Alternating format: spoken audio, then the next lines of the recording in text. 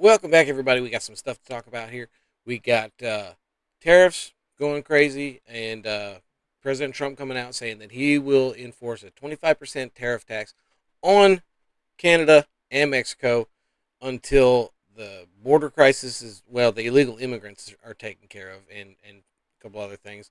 We've got the news coming out and saying that Thanksgiving dinner is going to be more affordable this year.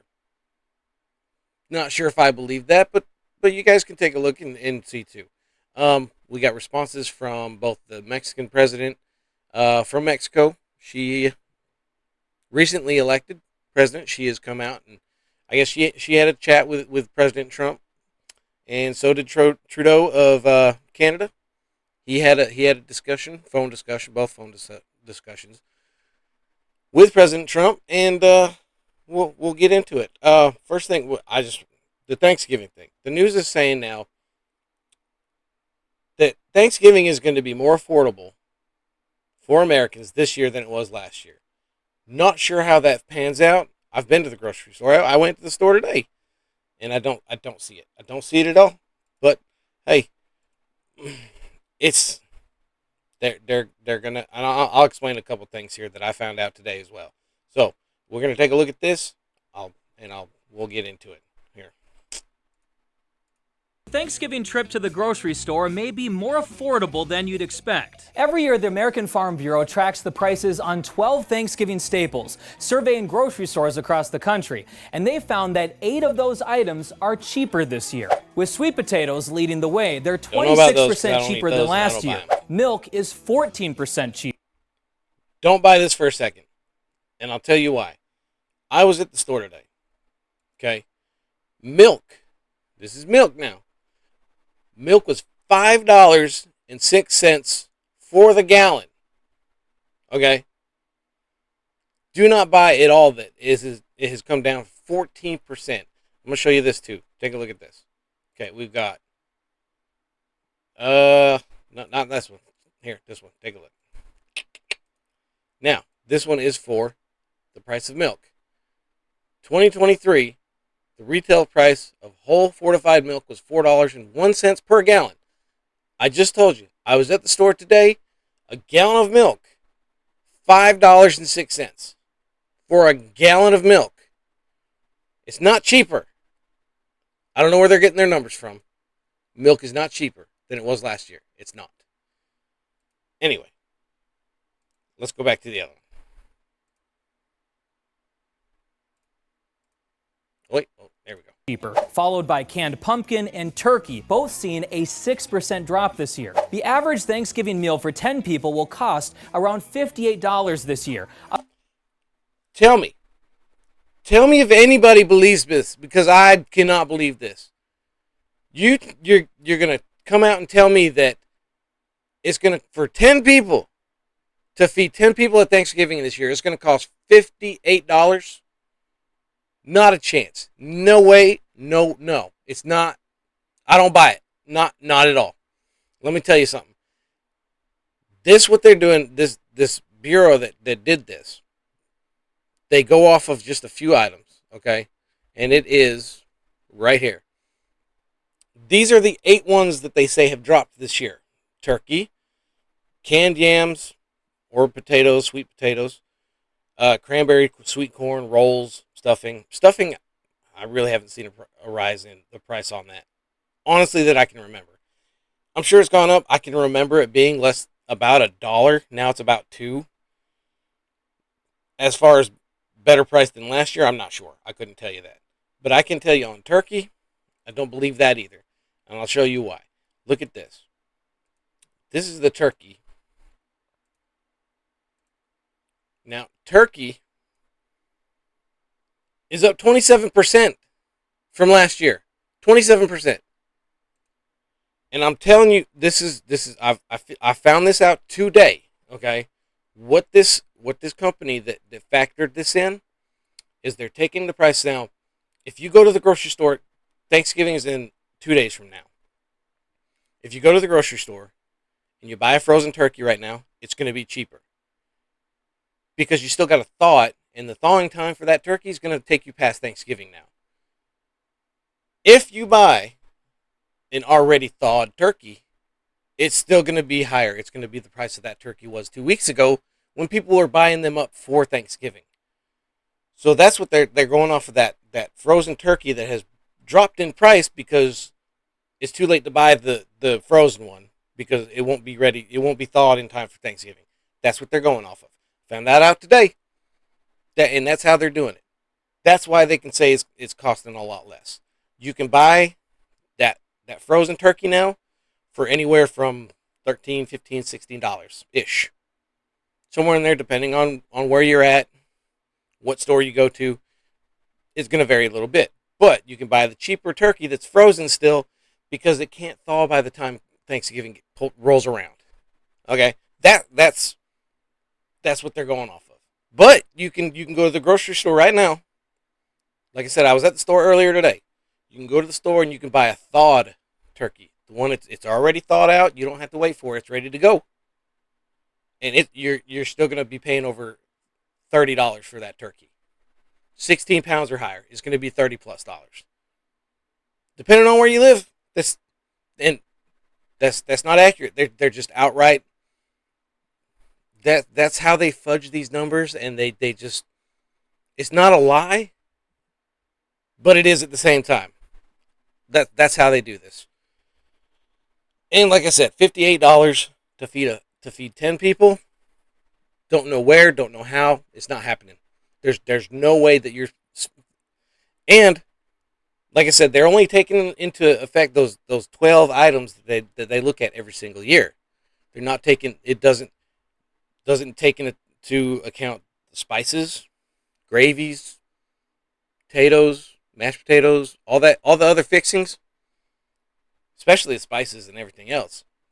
You know, if you just cooked a turkey and had a bland, plain, dry turkey, that's what they're going off of. No spices or putting your special tweaks on it. How everybody does turkey differently. I've got my way.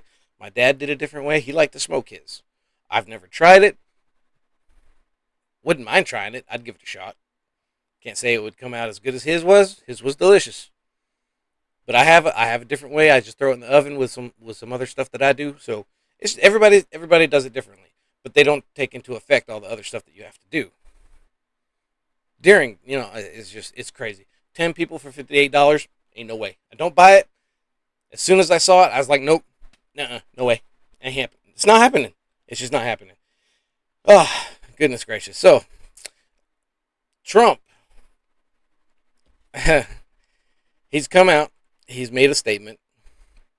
And we'll take a look at this. This is from True Social. And he has put out that he will be putting a 25% tariff on all products coming into the United States from Mexico and from Canada. Let's see. Everyone aware, thousands of people are pouring through Mexico and Canada, bringing crime and drugs at levels never seen before. Right now, a caravan coming from Mexico, composed of thousands of people, seems to be unstoppable in its quest to come through our currently open border.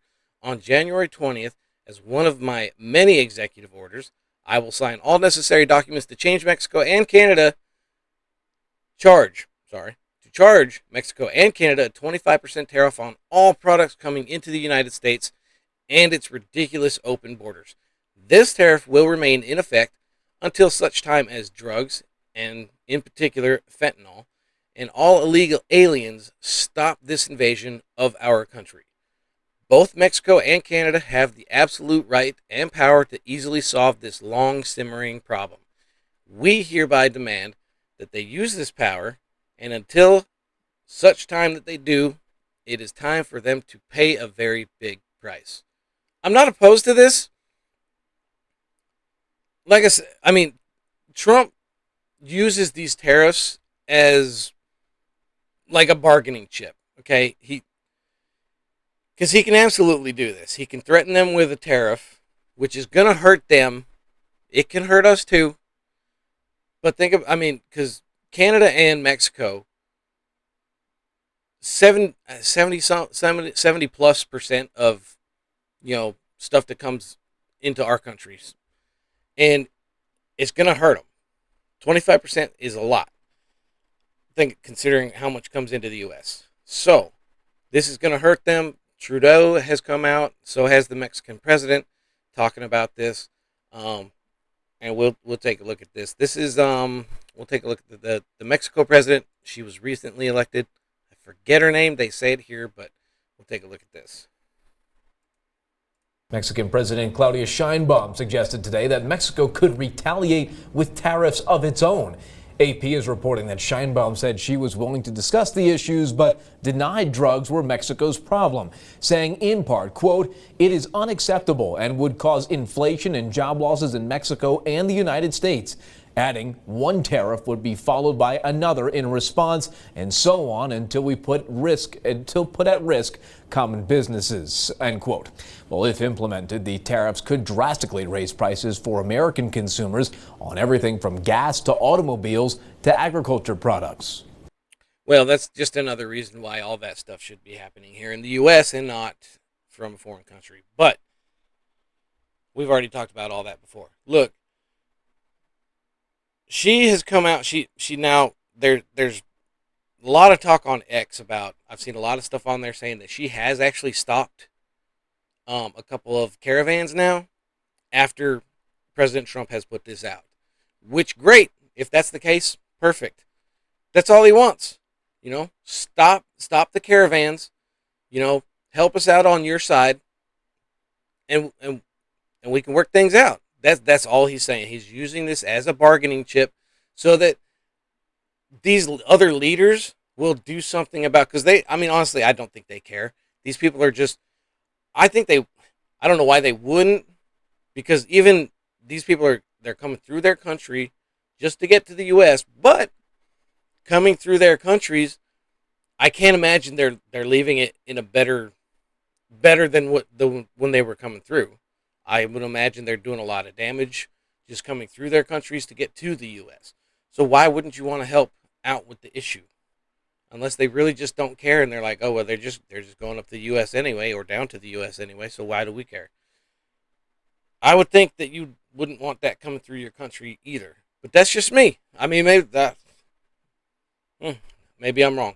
But look, like I said, there's all kinds of stuff on X saying that she has actually stopped a couple of caravans and turned them around. Like I said, if that's the case, fantastic. I'm all for it. And like I said, that's all President Trump wants. Just a little help from other leaders saying, look, you're not going to come through our countries just to get to the U.S. If you want to come here to the U.S., do it legally, and we can go from there. That's all he's saying. Anyway, so Trudeau, he came out and talked about a conversation that he had with President Trump on the phone, and we'll take a look at that. This was on X, and we'll take a look at this. Bonjour tout le monde. I had a good call with Donald Trump last night again. We obviously talked about laying out the facts, talking about how the intense and effective connections between our two countries flow back and forth. We talked about some of the challenges that we can work on together. It was a good call. This is something that we can do, laying out the facts, moving forward in constructive ways. This is a relationship that we know takes a certain amount of working on, and that's what we'll do. One of the really important things is that we be all pulling together on this. The Team Canada approach is what works. That's where, putting aside partisanship, that's where I reached out immediately to Doug Ford to agree with him that we would have a First Ministers meeting this week to talk about the United States. Talked with François Legault and some other premiers as well. There's work to do, but we know how to do it. That's kind of par for the course, I guess, for Trudeau. I don't expect a lot of pushback from him. I just don't. I'm not. That's all I'm going to say about that. But look, help us out. That's all we're saying. Like I said, with Mexico's president, just help us out. That's all we're asking for. Don't just let them come willy-nilly through your countries trying to get into the U.S. That's all we want. And then that tariff, we can talk about that. Keep it lower. Help each other out. That's all we're saying. Anyway, so Kamala Harris has disappeared for a little bit after, for the last few weeks after the election, after the shellacking that she had received. She came out and she made that little speech, her concession speech, which is fine and dandy. I thought it was fine. Thought she did a little bit better than Clinton. Gosh, losing my brain here. Thought she did a little bit better than Clinton, but it was a lot of the same from both speeches. Anyway, that I digress with that. That's anyway. But she made a little appearance, and I just want to show you guys this because it wasn't nothing special. I mean, there's a longer video out there on X that you can watch. It's roughly around 10 minutes. It still wasn't impressive. I don't know what she's trying to say here. She's just, I don't know. She hasn't lost a step as far as like not making sense of anything. So here, we'll take a look at this. I don't know. I just have to remind you, don't you ever let anybody take your power from you. You have the same power that you did before November 5th. Okay. And you have the same purpose that you did. Sure. And you have the same ability to engage and inspire. So don't ever let anybody or any circumstance take your power from you. What? What? What? Nobody, I don't know. Nobody can make sense of what this woman ever says. So look, like I said, if you can make sense of what she said there, good on you, because I have no idea. Anyway. Oh, gosh.